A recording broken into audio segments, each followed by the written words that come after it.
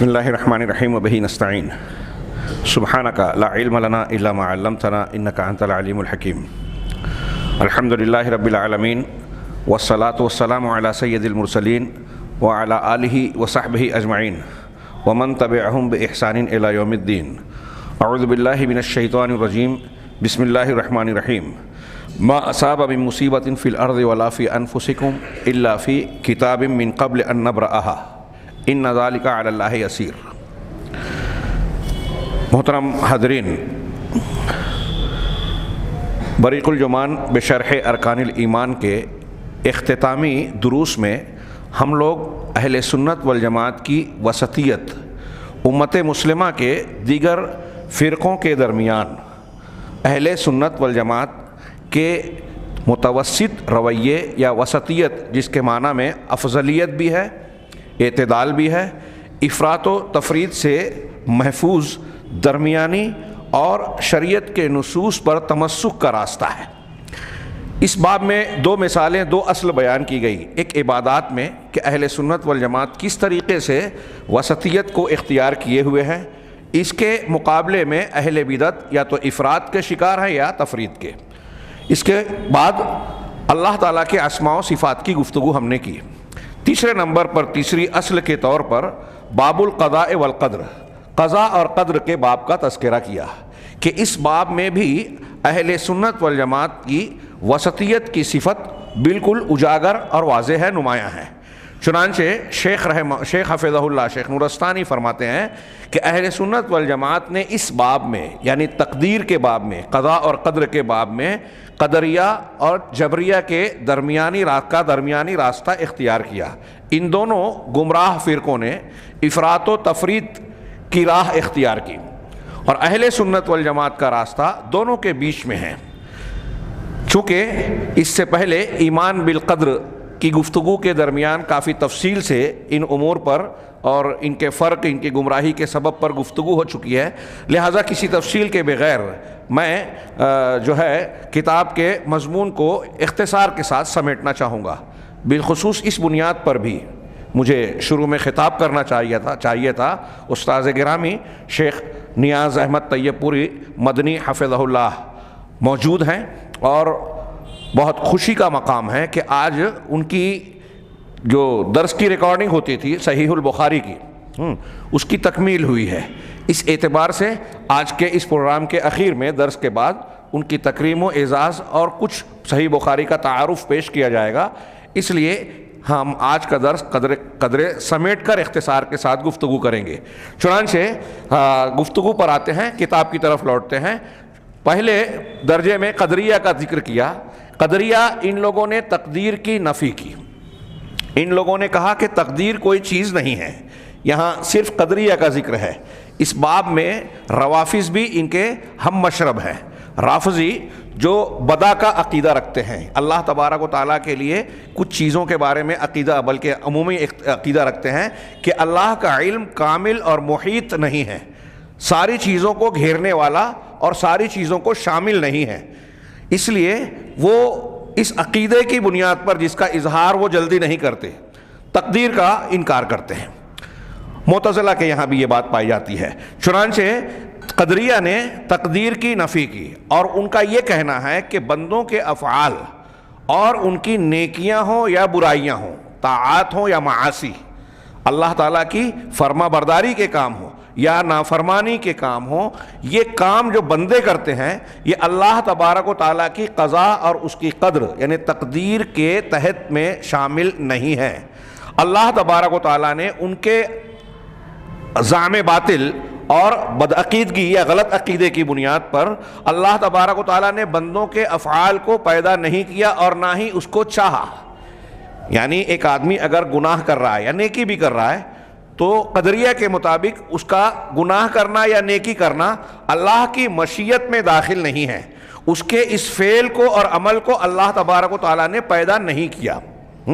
چنانچہ وہ کہتے ہیں بلکہ بندے اپنے افعال میں مستقل ہیں، خود مختار ہیں، اور بندہ ان کے گمان کے مطابق اپنے فعل کا خود خالق ہے، اپنے اعمال کو بندہ خود پیدا کرنے والا ہے۔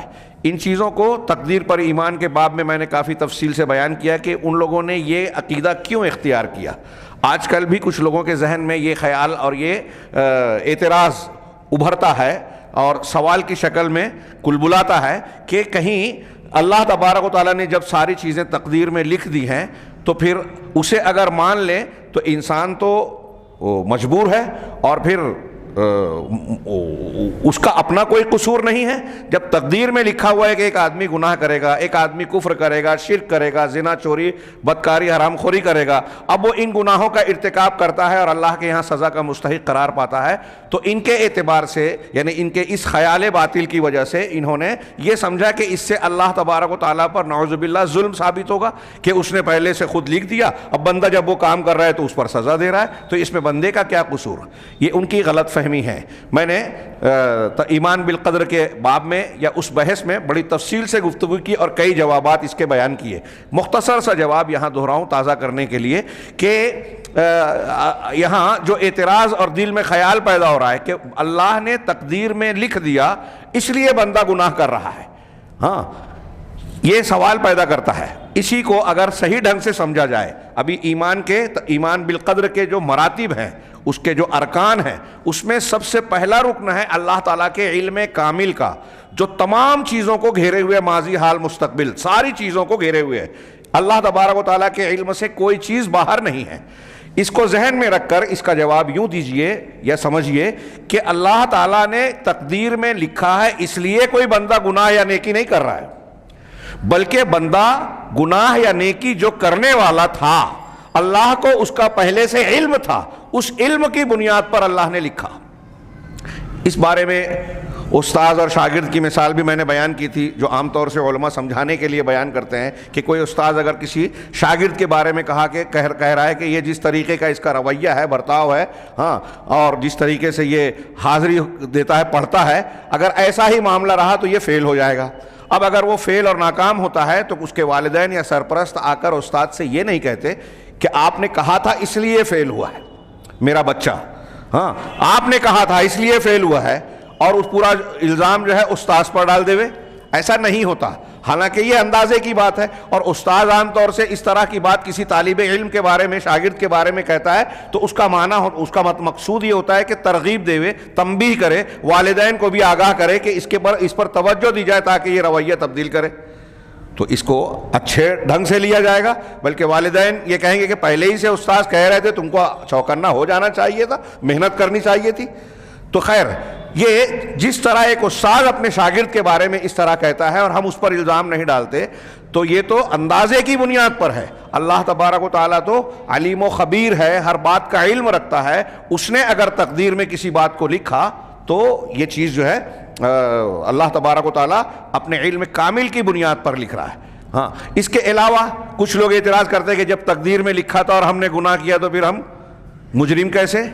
اگر آپ تقدیر کو اپنا بہانہ بناتے ہو ابلیس کی طرح, یہ بھی جواب تفصیل سے بیان کیا گیا کہ شیطان کا یہ طریقہ تھا, ہاں, اگر اس کو بہانہ بناتے ہو تو پھر تقدیر سے ہی آپ کا جواب بھی دیا جائے, جیسے عمر فاروق رضی اللہ تعالیٰ عنہ سے مروی ہے. ہاں, بعض علماء عقیدہ نے ذکر کیا ہے کہ ایک چور کی چوری پکڑی گئی, ثابت ہوئی, حضرت عمر فاروق امیر المومنین کی حیثیت سے اس کے ہاتھ کاٹنے کا حکم دیتے ہیں. اس نے سوال کیا, اعتراض کیا کہ رکیے امیر المومنین, یہ بتائیے کہ جب میری تقدیر میں یہ لکھا ہوا تھا کہ میں چوری کروں گا, تو ایک ایسی چیز پر آپ مجھے سزا دے رہے ہیں جو میری تقدیر میں لکھا تھا.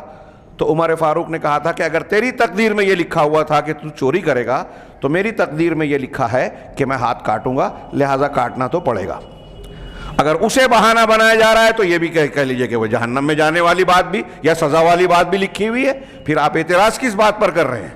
خیر, یہ ایک بات ذہن نشین رہے کہ اللہ تبارک و تعالیٰ نے تقدیر میں اگر کسی چیز کو لکھا ہے تو اس لکھے جانے کی وجہ سے انسان مجبور نہیں ہو گیا کہ چونکہ لکھا ہے اس لیے کر رہا ہے. وہ اللہ تبارک و تعالیٰ کا علم کامل ہے جس نے پہلے سے ساری چیزوں کو جان رکھا ہے اور اس بنیاد پر اس کو لکھا ہے. چنانچہ کہہ رہے ہیں کہ یہ جو قدریہ تقدیر کا انکار کرتے ہیں, ان کا یہ عقیدہ ہے کہ بندہ اپنے فعل کا خود خالق ہے اور مستقل طور پر اپنے فعل کو چاہنے والا یہی ہے, یعنی ارادہ اور مشیت بھی اسی کی ہے.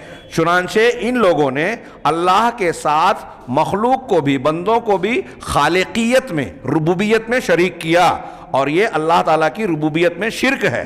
چنانچہ ان کے اندر مجوس کی مشابہت ہے، جو اس کائنات کے دو خالق مانتے ہیں، ایک اچھائی کا خالق، ایک برائی کا، جن کو من و یزداں کے نام سے ہم کہتے ہیں، ظلمت اور نور کے نام سے وہ لوگ ذکر کرتے ہیں، تاریکی کا خدا اور روشنی کا خدا۔ تاریکی والا شر اور برائی کو پیدا کرنے والا ہے، روشنی والا نور جو ہے وہ اچھائی کو پیدا کرنے والا ہے۔ تو اسی طریقے سے یہ قدریہ کہتے ہیں کہ اللہ تبارک و تعالیٰ نے مخلوق کو تو پیدا کیا، لیکن مخلوق اپنے افعال کو خود پیدا کرتا ہے۔ قرآن کی متعدد دلیلیں، جیسے اللہ تعالیٰ کا یہ ارشاد واللہ خلقکم وما تعملون، اللہ نے تم کو بھی پیدا کیا اور تم جو عمل کرتے ہو اس کو بھی پیدا کیا۔ جب اعیان کو، شخصیات کو پیدا کیا تو ان کے سارے اعمال اور حرکات کو بھی پیدا کرنے والی ذات اللہ ہی کی ہے۔ چنانچہ یہ قدریہ کا موقف ہوا کہ وہ اللہ تعالیٰ کی تقدیر کا انکار کرتے ہیں، اور اللہ کے علم کامل کا بھی گویا انکار ہوا، مشیت کا بھی انکار ہوا کہ اللہ تعالیٰ کی مشیت سے کائنات کی ہر چیز ہوتی ہے، اس میں انہوں نے استثناء کیا، اور اللہ تعالیٰ جو بندوں کے افعال کا خالق ہے اس کا بھی انکار کر رہے ہیں۔ آگے تھوڑی سی وضاحت ہم کریں گے دوسرے پہلو کی۔ اما الجبریہ، اس کے بالمقابل بالکل الٹ جبریہ ہیں، یہ افراد میں ہیں تو یہ تفرید میں مبتلا ہیں۔ انہوں نے تقدیر کو ثابت کرنے میں غلو کیا، انہوں نے انکار کر دیا کلی طور سے کہ تقدیر ہے ہی نہیں، اور اللہ کی مشیت کے تحت بندوں کے افعال آتے ہی نہیں۔ انہوں نے صرف تقدیر کو مانا، فقالو، اور کہا کہ انسان، بندہ اپنے فعل پر مجبور ہے، جو آدمی جو کام کر رہا ہے وہ مجبوراً کر رہا ہے۔ اس لیے ان لوگوں نے اللہ کی پسند اور ناپسند کی تفریق ہی مٹا دی۔ ایک آدمی نماز پڑھ رہا ہے وہ بھی اللہ کے مجبوری میں کر رہا ہے، اور ایک آدمی زنا چوری کر رہا ہے وہ بھی مجبور ہے۔ گویا دونوں اللہ تبارک و تعالیٰ کی مشیت سے ہو رہا ہے، اور چونکہ دونوں مشیت سے ہو رہا ہے اس لیے ان لوگوں نے کہا کہ دونوں چیزیں اللہ کی پسندیدہ ہیں۔ عقل میں بات آتی ہے، اگر انسان غور کرے تو بداہتاً، بغیر کسی گہری سوچ و فکر کے، آسانی سے سمجھ میں آ جائے گا کہ یہ قول ناقابل قبول ہے، کہ یہ ہم کہیں کہ گناہ بندہ کر رہا ہے وہ بھی اللہ کو پسندیدہ ہے۔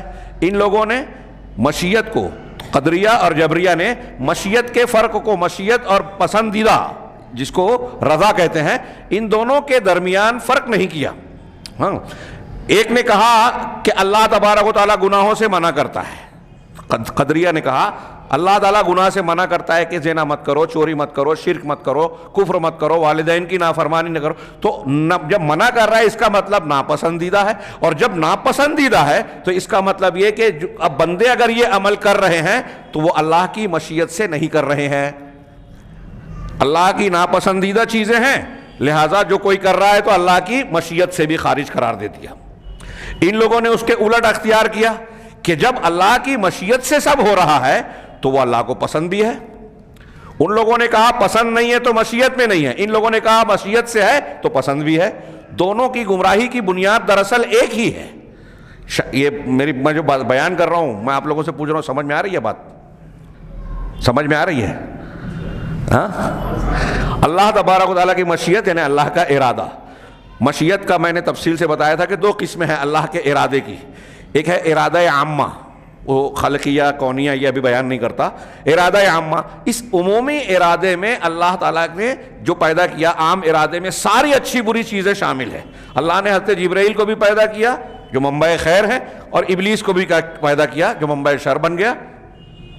شر ہمارے اعتبار سے ہر چیز کو، اجالے کو، روشنی کو، اور اندھیرے اور تاریکی کو بھی پیدا کیا، ازداد کو پیدا کیا، تو نیکیوں کو بھی پیدا کیا، برائیوں کو بھی۔ اس میں اس کی حکمتیں ہیں، مصلحتیں ہیں، بہت سارے حکمتیں ہیں، اور بنیادی حکمتیں جو ہمارے تعلق سے اچھائی اور برائی ہے، اس میں بنیادی حکمت ہے کہ ہم سے اللہ تعالیٰ کا مقصود امتحان و ابتلا ہے۔ اگر برائیاں نہ ہوتی، گناہ نہ ہوتے تو ہمارا امتحان کیسا ہوتا؟ اگر ہمارے پاس یہ اختیار نہ ہوتا کہ ایمان اختیار کریں یا کفر، نیکی کا راستہ چنیں یا برائی کا، اگر یہ اختیار نہ ہوتا تو لیبلوکم ایکم احسن عملا، اللہ نے موت و حیات کو اس لیے پیدا کیا کہ تم میں سے آزمائیں، جانچے کہ عمل کے اعتبار سے زیادہ بہتر اور صحیح کون ہے، اچھا کون ہے۔ تو یہ دیکھنے کے لیے اگر برائی کا ہمیں اختیار ہی نہیں ہوتا، اللہ تعالیٰ دنیا میں برائی کو پیدا ہی نہیں کرتا، تو یہ امتحان نہ ہوتا۔ اللہ کو بہت ساری چیزیں پسند ہے، ان میں سے ایک چیز ہے توبہ، استغفار، بندے کی ندامت اور شرمندگی گناہ کے بعد۔ اگر گناہ نہ ہوتا اور کوئی بندہ گناہ نہ کرتا تو توبہ کس چیز سے کرتا؟ لہذا اللہ کی ایک پسندیدہ چیز کے حصول کے لیے گناہ ایک ذریعہ بن رہا ہے، اس لیے اللہ نے اسے پیدا، یہ حکمتیں ہیں۔ اور عقیدے کی کتابوں میں ایسی اور بھی دسیوں بیسیوں حکمتیں بیان کی گئی ہیں۔ تو اللہ نے اچھائی برائی دونوں کو پیدا کیا، یہ اس کی حکمت مشیت عامہ ہے، عام ارادہ ہے، کوئی چیز اس کے ارادے سے باہر نہیں ہے۔ اللہ کی کائنات میں اللہ تبارک و تعالی احکم الحاکمین اور مالک الملک کی مرضی کے بغیر ایک پتا بھی نہیں ہلتا۔ تو اچھائی ہو یا برائی سب اس کی مشیت سے ہو رہی ہے، اسی کی توفیق سے ہو رہی ہے۔ اور اس کے برخلاف ایک مشیت خاصہ ہے، ارادہ خاصہ، جو اللہ تبارک و تعالیٰ کی رضا اور پسندیدگی پر مشتمل ہے۔ یہ وہ چیزیں ہیں جس کو اللہ نے اپنے رسولوں اور کتابوں کے ذریعے سے بندوں کو حکم دیا، ایسا کرو ایسا مت کرو۔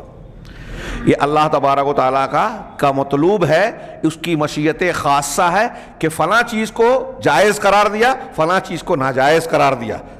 اب جس چیز کو حرام، ناجائز اور ممنوع قرار دیا، اس سے بچنا اللہ کی خصوصی مشیت و ارادہ ہے، وہ ہم سے مطلوب ہے۔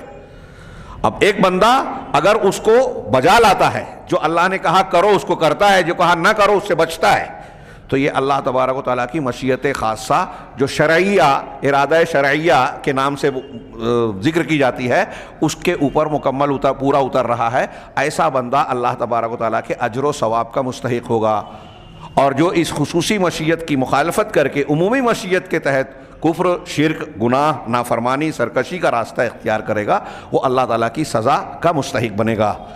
ان دونوں ارادے کے یہ جو دو قسمیں میں نے بیان کی، اگر آپ اس کو اچھی طریقے سے ذہن میں بسا لیں تو تقدیر کے سلسلے میں یہ جو دو گروہ یا ان کے ہم مشرب لوگ جو گمراہی کا شکار ہوئے، اور اس کے تعلق سے جو دل میں اعتراضات اور سوالات اٹھتے ہیں، ان کو آپ آسانی سے حل کر سکتے ہیں انشاءاللہ۔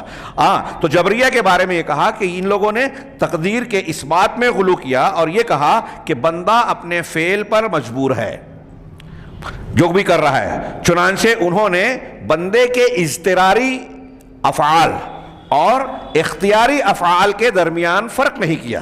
اضطراری افعال وہ جس میں بندے کا اختیار نہیں ہے، مجبور ہے، ہم سانس لے رہے ہیں اور کچھ چیزیں غیر شعوری طور پر نیند کی حالت میں، جاگنے کی حالت میں کرتے ہیں، تو یہ سانس لینا ہمارا اضطراری عمل ہے۔ اللہ تعالیٰ نے جیسے بنایا، جو چیزیں مقدر کی، ہماری شکل و صورت اور جو تخلیقی امور ہیں اور بہت سارے معاملات جو دنیا میں پیش آتے ہیں، وہ انسان کے اپنے بس میں نہیں ہیں۔ تو کئی مقامات پر کئی چیزیں ایسی ہیں جو انسان بغیر اپنے ارادے کے انجام دیتا ہے، اس میں اس کا کوئی اختیار نہیں۔ لیکن اچھائی برائی، ایمان و کفر، شریعت کی پابندی یا شریعت کی مخالفت، یہ بندے کی اپنی اختیاری چیز ہے، اور اسی کی بنیاد پر یہی امتحان ہے، اسی کی بنیاد پر کسی بندے کو انعام یا سزا کا مستحق قرار دیا جائے گا اللہ کے یہاں۔ چنانچہ یہ کہتے ہیں کہ انہوں نے کہا کہ بندہ کسی معاملے میں اختیار رکھتا ہی نہیں، ہر معاملے میں مجبور ہے۔ فَهُوَ عِندَهُمْ، کہہ رہے ہیں ان کے نزدیک بندہ ہوا میں اڑنے والے تنکے یا ریشہ، یعنی ایک پر، پرندے کے پر کو کہتے ہیں، ریشہ کی طرح ہوا میں، جس کا اپنا کوئی فعل، کوئی قدرت اور کوئی ارادہ نہیں ہے، ہوا کے تھپیڑے اور جھونکے جہاں اس کو اڑاتے ہیں وہ اڑتا ہے۔ تو ایسے ہی انسان ہے، بندہ ہے، اللہ تبارک و تعالیٰ کی مشیت اور تقدیر اس کو جہاں گھماتی ہے گھومتا ہے۔ اس سلسلے میں نے کافی تفصیل بیان کی تھی۔ علامہ ابن تیمیہ رحمہ اللہ نے اپنی کتاب الایمان میں ان کا رد کرتے ہوئے ذکر کیا کہ انہوں نے اچھائی اور برائی میں تمیز کھو دی، جن لوگوں نے تقدیر کا انسان کو مجبور محض کہا۔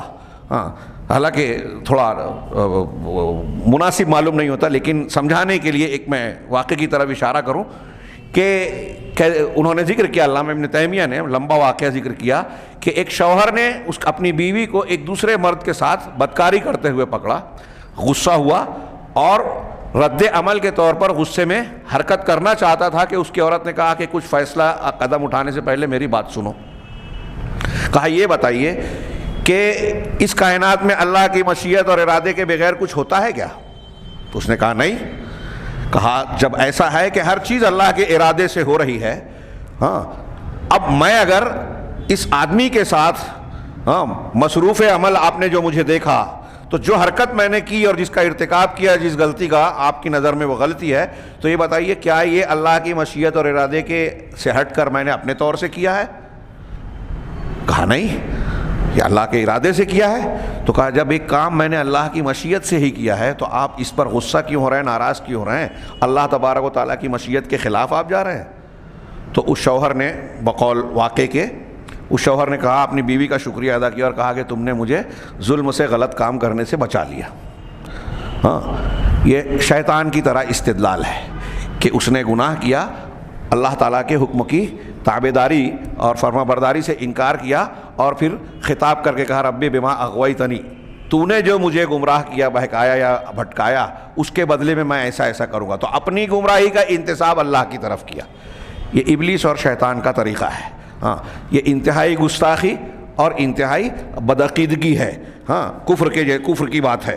چنانچہ جبریہ نے انسان کو مجبور کہا، قدریہ نے تقدیر کا انکار کیا، جبریہ نے انسان کو مجبور کہا۔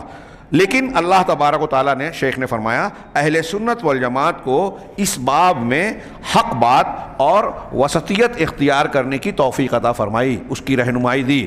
چنانچہ اہل سنت والجماعت نے تقدیر، قضاء اور قدر کے چاروں مراتب پر ایمان لایا۔ یہ ہم تفصیل پڑھ چکے ہیں۔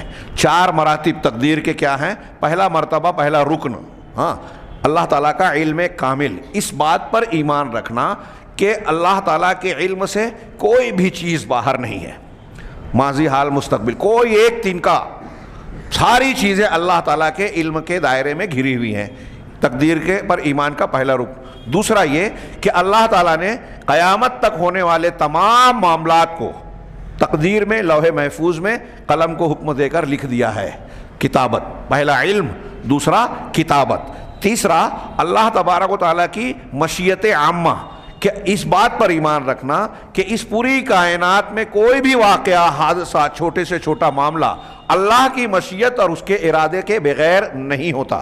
ہاں، چوتھا مرتبہ تقدیر کا ہے، اللہ تبارک و تعالیٰ نے تمام چیزوں کو پیدا کیا، اللہ خالق کل شیء، ہاں، اللہ ہر چیز کا پیدا کرنے والا ہے۔ اور ہم کو بھی کچھ چیزوں میں بندے بھی مشیت اور ارادہ رکھتے ہیں، اللہ کی مشیت کے وہ تابع ہے۔ ہاں، وما کیا ہے، لمن شاء منکم ان یستقیم وما تشاؤون الا ان یشاء اللہ رب العالمین۔ قرآن کی اس آیت پر غور کیجئے، دلیلیں اور بھی بہت ساری ہیں، میں صرف یاد دلا رہا ہوں کہ تم میں سے جو چاہے وہ درست راستہ اختیار کرے، سیدھا ہو جائے، ان یستقیم۔ اب جو چاہے درست ہو جائے، لیکن فوراً اللہ نے آگے فرمایا وما تشاؤون الا ان یشاء اللہ رب العالمین، کہ تم نہیں چاہتے مگر یہ کہ اللہ رب العالمین چاہے، یعنی تمہاری مشیت اللہ کی مشیت کے تابع ہے۔ ہاں، میں نے ایک واقعہ ذکر کیا جو حضرت علی کی طرف منسوب ہے، کچھ دوسرے لوگوں کی طرف نسبت کرتے ہیں، واقعہ ان کی طرف نسبت درست تو نہ ہو یا نہ ہو، لیکن مسئلہ سمجھانے کے لیے بڑا اچھا ہے کہ کسی نے آ کر ان سے سوال کیا کہ انسان کتنا مجبور ہے اور کتنا اختیار رکھتا ہے، تو انہوں نے کہا کہ آپ ایک پیر اٹھائیے اور ایک پیر زمین پر رکھے رہیں۔ انہوں نے اٹھا لیا، زمین پر ایک پیر اور دوسرا پیر اٹھا لیا، کہا اب ایک پیر کو اٹھائے، یہ جو اٹھا ہوا پیر ہے اس کو اٹھا ہوا رکھتے ہوئے دوسرا بھی اٹھائیے، کہا یہ نہیں کر سکتا۔ تو کہا بس یہی معاملہ ہے کہ انسان کو اتنا اختیار ہے اور اتنا مجبور ہے۔ اللہ تبارک و تعالیٰ نے انسان کو جو اختیار دیا، اس اختیار کی بنیاد پر بندہ اگر اچھائی اور برائی کا راستہ اختیار کرنا چاہتا ہے، اس کے باطن کو، دل کو اللہ خوب جانتا ہے، تو اس بنیاد پر اللہ تعالیٰ اسے توفیق دیتا ہے۔ ہاں، فَأَمَّا مَنْ أَعْطَى وَاتَّقَى وَصَدَّقَ بِالْحُسْنَى فَسَنُيَسِّرُهُ لِلْيُسْرَى وَأَمَّا مَنْ بَخِلَ وَاسْتَغْنَى وَكَذَّبَ بِالْحُسْنَى فَسَنُيَسِّرُهُ لِلْعُسْرَى۔ ان دونوں اس آیت کا کہ اندر یہ جو بات میں نے بیان کی اس کا قرآن میں جواب ہے، اور نبی کریم صلی اللہ علیہ وسلم نے خود اس آیت کریمہ سے استدلال کیا کہ جو اچھائی کا راستہ اختیار کرنے کا، جو حسنہ کی تصدیق کرے گا، ہم اس کے لیے یسرا یعنی صحیح راستہ، جنت کا راستہ آسان کریں گے۔ اس کے بالمقابل جو استغنا برتے گا، حسنہ کی تکذیب اور جھٹلائے گا اور بخیلی اختیار کرے گا، تو ہم اس کے لیے عسرا، مشکل راستہ، جہنم کا راستہ اس کے لیے ہموار کر دیں گے۔ تو ہم جیسا چاہیں گے اللہ کی ویسی توفیق ہوگی، ہماری مشیت ہوگی تو اللہ تعالیٰ کی توفیق ہوگی، وہ اللہ کی مشیت ہے تو اللہ کی توفیق کے ساتھ ہم کوئی کام کر سکیں گے۔ یہ آگے شیخ نے آخری بات کہی، چنانچہ جب اہل سنت والجماعت نے کتاب و سنت کی تمام نصوص اور دلیلوں کو سامنے رکھ کر اس باب میں رکھا تو تقدیر کے جو 4 مراتب ہیں ان سب کو اختیار کیا. چنانچہ انہوں نے یہ مانا کہ بندے اپنے حقیقت میں اپنے فعل کے کرنے والے ہیں. اگر بندہ کوئی کام کر رہا ہے تو یہ اس کا اپنا اختیار ہے اور اپنے فعل کا کرنے والا ہے, اور ان کے افعال, بندوں کے افعال بندوں کی طرف حقیقت میں نسبت رکھتے ہیں. فلاں آدمی نے فلاں کام کیا, فلاں آدمی کفر کا مرتکب ہوا, وہ نیکی کا کرنے والا ہے. جب ہم یہ کہتے ہیں تو یہ بھی حقیقت ہے, اور یہ کہ بندے کا جو فعل ہے وہ اپنے طور سے کرنے والا ہے, یہ بات صحیح ہے, لیکن اس کا کام جو ہے اللہ کی تقدیر, اس کی مشیت اور اس کی تخلیق سے ہی واقع ہو رہے ہیں, یہ بھی حقیقت ہے. میں ایک کام کر رہا ہوں تو اس میں میرا ارادہ بھی ہے, لیکن میرا ارادہ تابع ہے اللہ کی مشیت, اللہ کی تقدیر اور اللہ کی تخلیق کے. اللہ نے پیدا کیا, چاہا تو میں ایک کام کر سکا. میں آپ کو ایک گلاس پانی پلا سکتا ہوں, لیکن اللہ کی توفیق نہ ہو نہیں پلا سکتا. میں آپ کو ایک تماچا مار سکتا ہوں, اللہ کی توفیق نہ ہو نہیں مار سکتا. تو یہ سمجھیے, جب میں پانی پلا رہا ہوں تو یہ میرا اپنا عمل ہے, لیکن میں طاقت اس وقت رکھ رہا ہوں جب اللہ کی توفیق اور مدد ساتھ میں ہے, اس کی تخلیق اور تقدیر ساتھ دے رہی ہے. ایسا ہی معاملہ یہ اچھائی برائی دونوں کے ساتھ ہے. چنانچہ یہ کہہ رہے ہیں کہ چنانچہ اللہ تبارک و تعالیٰ بندوں کا خالق ہے اور ان کے افعال کا بھی خالق ہے. اور اس مسئلے کی تفصیل پیچھے گزر چکی. یہاں تقدیر کے باب میں اہل سنت والجماعت کی وسطیت کا ذکر ہوا. شیخ یہاں اختتام پذیر کروں یا ایک باب الوعد والوعید بس کریں, جاری رکھیں. ایک دوسرا باب, اسے بھی اختصار کے ساتھ ہی ذکر کر دیں کہ چوتھی اصل باب الوعد والوعید, وعد اور وعید, وعدے کا باب اور وعید کا باب. وعدہ اور وعید میں فرق یہ کیا جاتا ہے کہ اللہ تبارک و تعالیٰ نے اچھائیوں اور نیکیوں پر جو اجر و ثواب اور انعامات کا ذکر کیا ہے کہ جو ایمان اور عمل صالح کرے گا ان کے لیے جنات الفردوس اور جنت میں ایسے ایسے نعمتیں ہوگی, یہ اللہ کے وعدے ہیں. نیکیوں پر جس اجر کا ذکر ہے وہ وعدے ہیں, اور برا کام کرنے, کفر, شرک, گناہ کے کام کرنے پر قرآن و حدیث میں جو سزاؤں کا ذکر ہے, دھمکیاں ہیں, ان کو وعید کہا جاتا ہے کہ اگر فلاں گناہ کریں گے تو اللہ تعالیٰ جہنم میں ڈالے گا, ایسی ایسی سزا دے گا. تو بہت ساری قرآن کی آیتیں اور حدیثیں وعدے بیان کرتی ہیں نیکیوں اور اچھائیوں پر, ایمان اور عمل صالح پر, عمومی طور سے بھی اور مخصوص اعمال پر بھی. اور بہت ساری قرآن کی آیتیں اور حدیثیں وعیدیں اور دھمکیاں بیان کرتی ہیں, زواجر, کہ اگر گناہ کا کام کوئی کرے گا تو اس کے لیے اللہ کے یہاں ایسا ایسا عذاب تیار ہے. تو اب یہ قرآن کی وہ آیتیں جو وعدے سے متعلق ہیں اور وہ نصوص قرآن کی آیات اور احادیث جو وعید سے متعلق ہیں, ان دونوں کو ملا کر جب ہم دیکھیں تو اہل سنت والجماعت کا وسطیت والا عقیدہ بنتا ہے. اس کے بالمقابل امت میں 2 گروہ ایسے پیدا ہو گئے جس میں سے ایک نے صرف وعدے والی آیات و احادیث کو لے لیا, وعید والی چھوڑ دی. کچھ ایسے پیدا ہوئے جنہوں نے وعید والی, دھمکیوں والی آیات اور احادیث کو لے لیا, وعدے والی چھوڑ دی. اور ان کے اثرات آج ہمارے ارد گرد پائے جاتے ہیں. جتنے میں نے شروع میں اس باب کی اور اس بحث کی اہمیت بتاتے ہوئے کہا تھا کہ اگر کوئی مسلمان یہ چاہتا ہے کہ امت میں جو بہت سارے فرقے, گمراہیاں, اہل بدعات اور اہل سنت پائے جاتے ہیں, اور ان میں وہ اس راستے کو جو سنت والا ہے, جماعت والا ہے, صحابہ اور رسول اللہ صلی اللہ علیہ وسلم کا طریقہ ہے, اس کو ڈھونڈنا چاہتا ہے, تو اس باب کا صحیح مطالعہ اگر کر لے کہ کس طریقے سے دنیا کے مختلف اہل بدعت افراط و تفریط کا شکار ہو کر جادہ حق سے, صراط مستقیم سے بھٹک گئے, بدعت اختیار کی اور صراط مستقیم سے ہٹ کر نیا ایک فرقہ بنا لیا, اور کون لوگ ہیں جو اس صراط مستقیم پر قائم رہ کر تفرق سے, تہذب سے بچے ہوئے ہیں. اس کا اندازہ اور پتہ اس بحث کو اچھی طریقے سے پڑھنے سے بآسانی لگایا جا سکتا ہے, معلوم کیا جا سکتا ہے. چنانچہ وعد اور وعید کے باب میں کہہ رہے ہیں شیخ کہ اہل سنت والجماعت اس باب میں وعیدیہ اور مرجیہ کے درمیان راستہ اختیار کیا, وسطیت کو اپنایا. چنانچہ وعیدیہ کون ہیں؟ یہ وہ لوگ ہیں جو وعید کی نصوص کو لیتے ہیں, دھمکی والی نصوص کو جس میں سزاؤں کا ذکر ہے, دھمکیاں دی گئی ہے, اور وعدے کی نصوص کو یہ محمل قرار دے دیتے ہیں, اس پر توجہ نہیں دیتے, اس کو بیکار چھوڑ دیتے ہیں. وَيُحْمِلُونَ نُصُوصَ الْوَعْدِ، یعنی وعید کی دھمکیوں کی نصوص کو قرآنی آیات اور احادیث کو لے لیا، اور جن آیات و احادیث میں معافی کا ذکر ہے، اللہ کے انعام کا ذکر ہے، ہاں معاف کر کے اللہ تبارک و تعالیٰ کی مغفرت کے ذریعے سے رحمت میں ڈھانپنے کا ذکر ہے، ان کو فراموش کر دیا۔ ان میں یہ وعیدیہ کون لوگ ہیں؟ وَمِنْهُمُ الْخَوَارِجِ، انہی میں خوارج ہیں جو یہ رائے رکھتے ہیں، یہ خیال رکھتے ہیں کہ کبیرہ گناہ کا کرنے والا جو مسلمانوں میں سے ہی کیوں نہ ہو، مسلمانوں میں سے اگر کوئی کبیرہ گناہ کرنے والا ہے، کبیرہ گناہ کا مرتکب ہے، جیسے زناکار اور شراب نوش، شراب پینے والا، تو یہ کافر ہے اور ہمیشہ جہنم میں رہنے والا ہے۔ شبہات کے فتنے میں خارجیت اور خوارج پر ہماری بحث چل رہی ہے، اور میں نے اس سے پہلے بیان کیا کہ خارجیت کی یہ صفت اور یہ تاثیر آج بہت سارے مسلمانوں پر پائی جاتی ہے، وہ چاہے اپنے آپ کو خارجی نہ کہیں، ہاں، لیکن جن لوگوں کے اندر مسلمانوں کو گناہ کا ارتکاب کرنے کی بنیاد پر کافر قرار دینے اور کفر کا فتویٰ لگانے کا طریقہ رائج ہے، ان کے اندر خارجی مسلک اور خارجی فکر اور عقیدہ کا اثر ہے، بلکہ وہی انہوں نے اختیار کر رکھا۔ اس لیے جدید دور کے خارج اور اللہ کے رسول صلی اللہ علیہ وسلم کی جو احادیث ہے، ان پیشین گوئیوں سے یہ معلوم ہوتا ہے کہ قیامت تک اس امت میں یہ خارجیت والی فکر رہے گی۔ چنانچہ آج ہم اپنے ارد گرد میں دیکھ رہے ہیں تحریکیت، اخوانیت، یا وہ لوگ جو مسلمان حکام کو، علماء کو اور سارے سید قطب جیسے لوگ جو اپنے ہم فکر کے علاوہ تمام مسلم معاشروں کو کافر قرار دیتے ہیں، یہ خارجیت نہیں ہے تو اور کیا ہے؟ ہاں، کسی کو اچھا لگے یا برا لگے، ہاں، مسلمانوں کو گناہوں کی بنیاد پر کافر قرار دے دینا اور تکفیر کے اصول و ضوابط جو قرآن و حدیث میں بیان کیے گئے ہیں اس کا لحاظ نہ رکھنا، اس کو جو لوگ اختیار کیے ہوئے ہیں وہ جدید دور کے خارجی ہیں۔ ہاں، اس کی تفصیل آتی رہی ہے اور آئے گی انشاءاللہ۔ یہاں خوارج کے ساتھ معتزلہ بھی اس میں شریک ہیں۔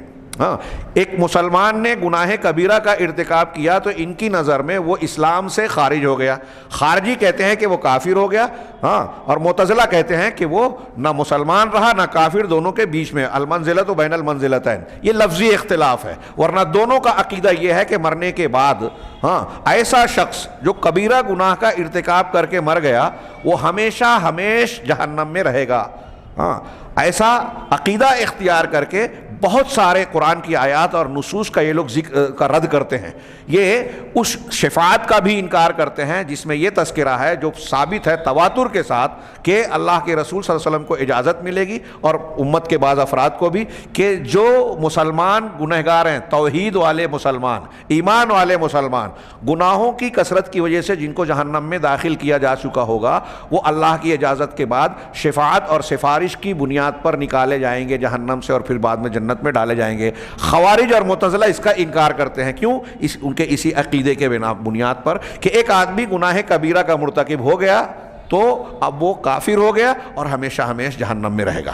انہوں نے وعید کی نصوص کو لے لیا، اور مرجیہ ان کے برعکس ہیں، خوارج کے بالکل برعکس مرجیہ ہیں، ہاں، وعیدیہ کے بالکل برعکس ہیں، یہ وعدے کے نصوص کو لیتے ہیں اور وعید کی نصوص کو ترک کر دیتے ہیں۔ آج کل ہمارے یہاں جو مزاج چلتا ہے نا کہ فضائل دیکھو فضائل دیکھو، ہاں، یہ اس کے اندر آپ کو اس کے اثرات نظر آئیں گے۔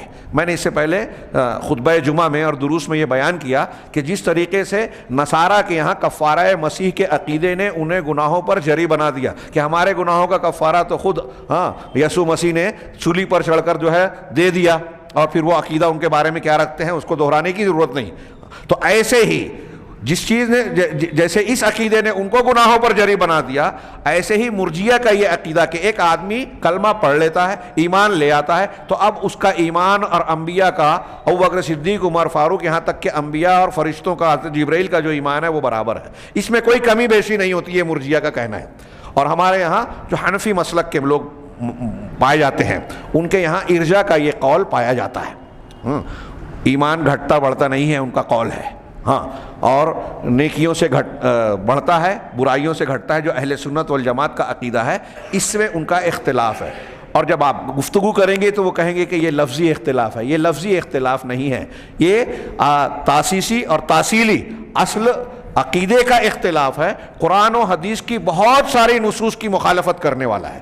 اس کا اپنے موقع پر تفصیل بیان کی جائے گی۔ تو مرجیہ وعیدیہ کے بالکل برعکس ہیں، جو وعدے کے نصوص کو تو لیتے ہیں اور وعید کے نصوص کو محمل قرار دے دیتے ہیں۔ چنانچہ وہ کہتے ہیں کہ ایمان جو ہے وہ تصدیق قلبی ہے، ایک آدمی نے دل سے تصدیق کر لی بس وہی ایمان ہے، اور اعمال ایمان میں شامل نہیں ہیں۔ ایک آدمی مسلمان ہو گیا، میں ابھی کہہ رہا تھا، تو اب وہ کچھ بھی عمل کرے اس کا ایمان ویسا کا ویسا ہی سلامت رہے گا۔ اب جب ہم کو اور آپ کو یہ معلوم ہو کہ میں کچھ بھی کر لوں، کسی کا بھی حق ہڑپ کر لوں، کسی پر ظلم کروں، میرا ایمان سلامت رہے گا، کوئی فرق نہیں پڑے گا، تو ظاہر سی بات ہے کہ ایسا عقیدہ رکھنے والا انسان گناہوں پر جری ہو جائے گا۔ آپ دیکھیے کہ جو لوگ فضائل فضائل فضائل کرتے رہتے ہیں، ان کے یہاں معاملات میں بہت زیادہ گڑبڑ ملے گی۔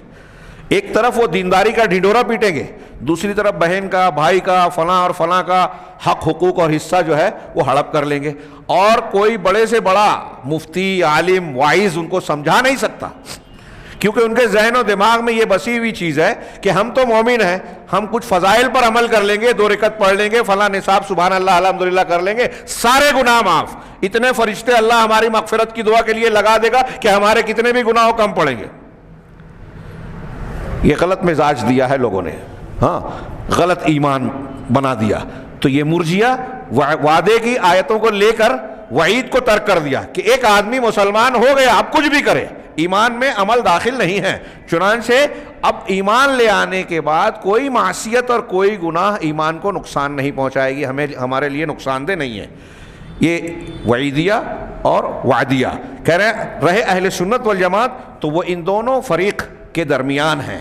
چنانچہ اہل سنت والجماعت کے نزدیک عقیدہ یہ ہے کہ اگر کوئی مسلمان کبیرہ گناہ کا مرتکب ہوتا ہے تو وہ مومن تو ہوگا، ناقص الایمان ہوگا، اس کے ایمان میں کمی ہو جائے گی، لیکن ایمان کے دائرے سے باہر نہیں ہوگا۔ ہاں وہ اپنے ایمان کی وجہ سے مومن ہے اور اپنے کبیرہ گناہ کی وجہ سے فاسق ہے۔ ہاں اور اگر وہ مر گیا اس حال میں کہ وہ اس گناہ پر، اس کبیرہ گناہ پر اصرار کرتا رہا یا اس سے توبہ نہیں کی، ہاں تو اس کا معاملہ اللہ کے سپرد ہے اور اللہ کی مشیت کے تحت ہوگا۔ اللہ تبارک و تعالیٰ اگر چاہے تو بغیر کسی عذاب و سزا کے اس کو معاف کر دے اور جنت میں داخل کر دے، اور اگر اللہ تبارک و تعالیٰ کی مشیت ہو تو وہ اس کے گناہ کے مقدار کے اعتبار سے اس کو سزا دے، جہنم میں ڈالے، پھر جہنم سے نکال کر جنت میں ڈالے۔ یہ اللہ کی مشیت پر ہوگا۔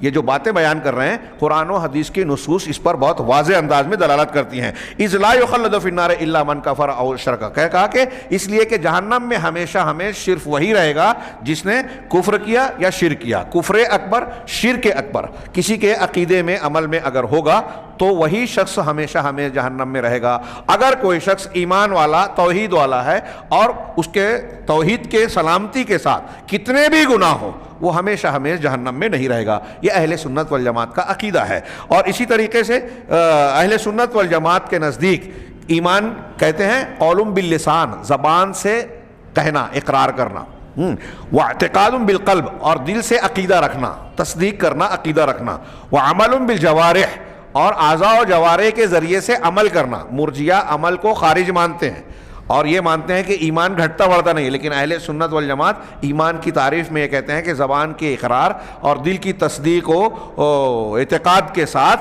جوارح کے ذریعے، اعضاء و جوارح کے ذریعے سے عمل کرنا بھی ایمان میں داخل ہے۔ ہاں اور نیکی کرنے سے، جب ایمان میں عمل داخل ہے تو نیکیاں کرنے سے ایمان بڑھے گا اور برائیاں کرنے سے، معصیت کے ارتکاب سے ایمان گھٹے گا۔ یہ چوتھی اصل ہے وسطیت اہل السنہ والجماعہ بین الفرق، اسلامی مسلمان فرقوں میں اہل سنت والجماعت کی وسطیت کے بارے میں چوتھی اور آخری اصل کے طور پر انہوں نے جو ذکر کیا ہے اصحاب النبی صلی اللہ علیہ وسلم کے بارے میں اہل سنت کی وسطیت، اور پھر اس بحث کو ختم کرنے کے بعد بالکل آخری چیپٹر جو ایمانیات ہم نے پڑھا، اللہ پر ایمان، کتابوں پر، انبیاء پر، آخرت پر، تقدیر پر، تو ملائکہ پر، ان چیزوں کو ایمان لانے کے فوائد اور ثمرات کیا ہوتے ہیں، اس پر کتاب اختتام پذیر ہوتی ہے۔ انشاءاللہ آئندہ 2 ہفتوں میں ہم اپنے اس کتاب کے اختتام پر پہنچیں گے۔ یہیں آج کا ہمارا درس اختتام پذیر ہوتا ہے۔ اللہ تبارک تعالیٰ ہمیں صحیح عقیدہ سمجھنے، اسے اختیار کرنے کی توفیق عطا فرمائے اور اس کی برکت سے دنیا اور آخرت میں سرخ روئی عطا فرمائے۔ وآخر دعوانا الحمدللہ رب العالمین، وصلی اللہ علی نبینا محمد۔